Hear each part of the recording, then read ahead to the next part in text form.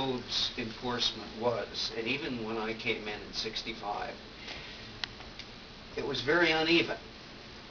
In one of the comics I wrote, there was a provision in the code you can't give detailed information about how a crime is committed. So it was about a junkie. Well, I guess showing a hypodermic needle in the vein is detailed information. Neil Adams could draw it on the cover, but he was not allowed to put it inside. I mean, this thing happened below the panel. That's a fairly typical example of what the code put us up against. Tell me what the rules are, for God's sake, and I will obey them. But don't change them from the cover to the middle of the book. And I think the effect it had was self-censoring. Because these comics have always been done against savage deadlines, something that Danny talked about.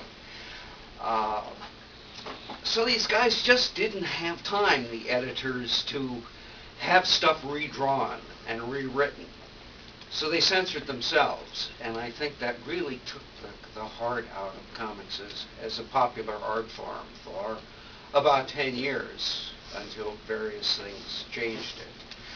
I am completely sympathetic to those poor guys who had kids in school and mortgages and were afraid to lose their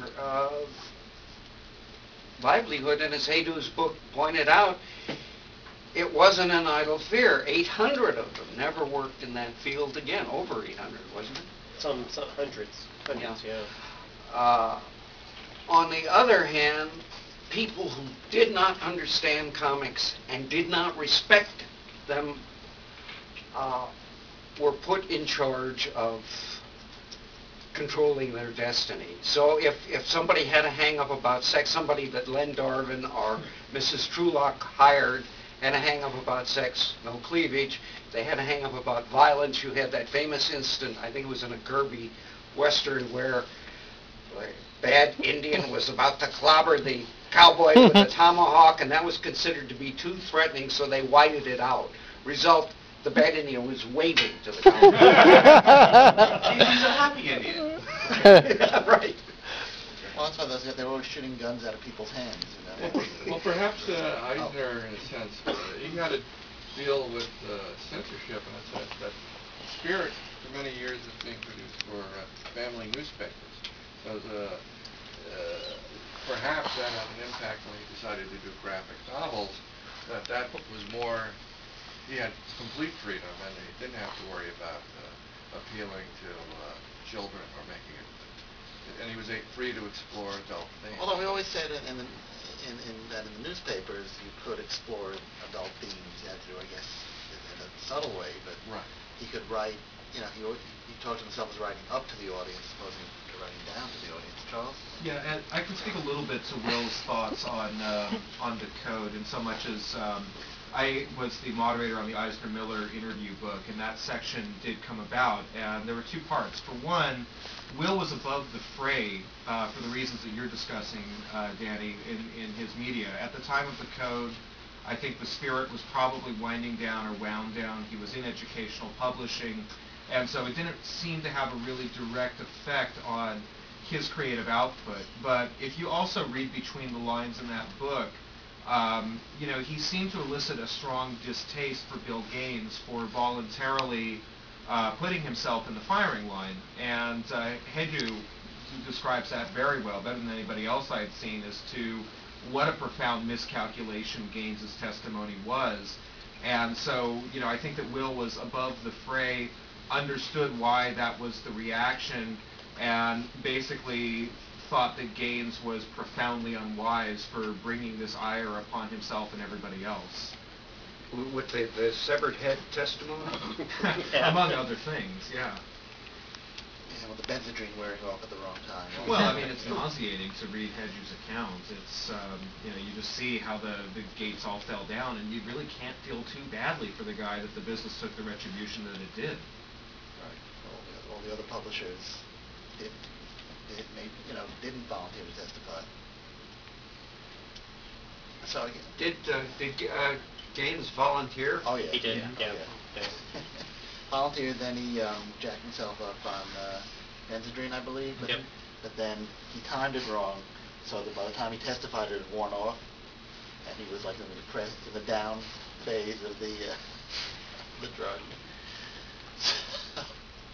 I guess just to wrap up, just to say a few words, or a lot of words, about Will's legacy, both in the general, in comics in particular, and in the broader culture, if you think he had one. Let's start with. His main legacy is to persuade people that you could do graphic novels. My joke that I tell in my classes is, Will Eisner came to that famous, Phil Suling sponsored comic book convention in 1971. He met Dennis Kitchen, and as Dennis always says, all he wanted to know about was distribution. Go through newsstands. You can get your books directly to adults. Great. And then they went down and looked at Phil Suling's table that was covered with underground comics, and Will Eisner looked at a table filled with underground comics. That is, these 32-page black and white comics with color covers about sex and drugs and rock and roll. And then his conclusion from looking at these underground comics, sold in head shops, which are places where you can get, I think you get drug paraphernalia and blacklight, is that right? Okay. That's a rumor, yeah. So Will looked at these underground comics, and his conclusion from looking at these comics was the future of comic books was black and white comics, the length and complexity of books, the size of novels, sold to an adult audience in bookstores. Okay? Now, Will used to joke that he and Dennis both smoked pipes, but they smoked different things in them. So I wonder. So that if nothing else, that insight from that data shows what kind of a genius Will was. So. But he had to learn capitalism from a hippie. But what he just said just describes manga and how you can just buy it in Barnes and Noble and Borders and everywhere. Yeah, of course. Yeah. Or you can get it here. Well, yes. Just throw that out there. Support your comic retailer. Yeah.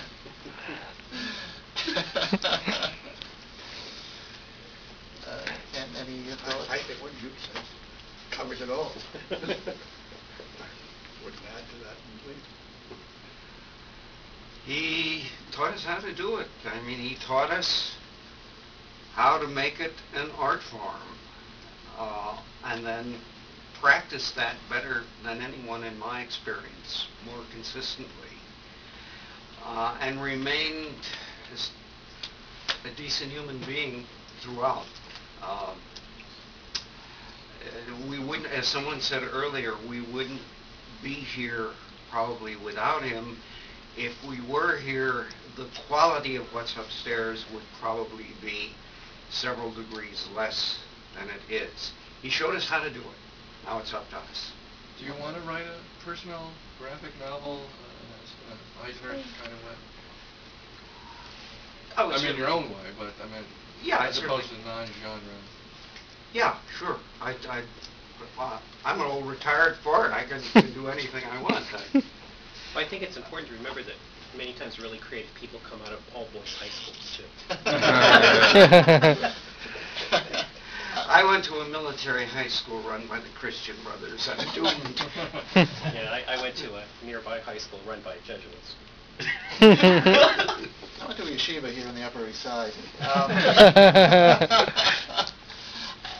I think Will showed us how to do it, as I said, several times, and as being both an artist and a storyteller and a businessman. I think he had more influence on movies than we know. I mean, obviously, he and his contemporaries were influenced by the Warners and by a lot of the German expressionist films and Citizen Kane they all talk about. But I think a lot of those directors of the 40s and 50s and on were aware of the spirit and the things that Will did. Orson quote Welles unquote was a huge cinematic. Orson Welles was a giant comic book fan. Right, and all the comics guys were big Orson Welles fans. So I think he had a bit, leaves that legacy, in the modern era of the personal comic. I think he, along with Harvey Pekar, probably actually made it safe to talk about the stuff that happened to you. They happened to be able to do it in a way that was interesting.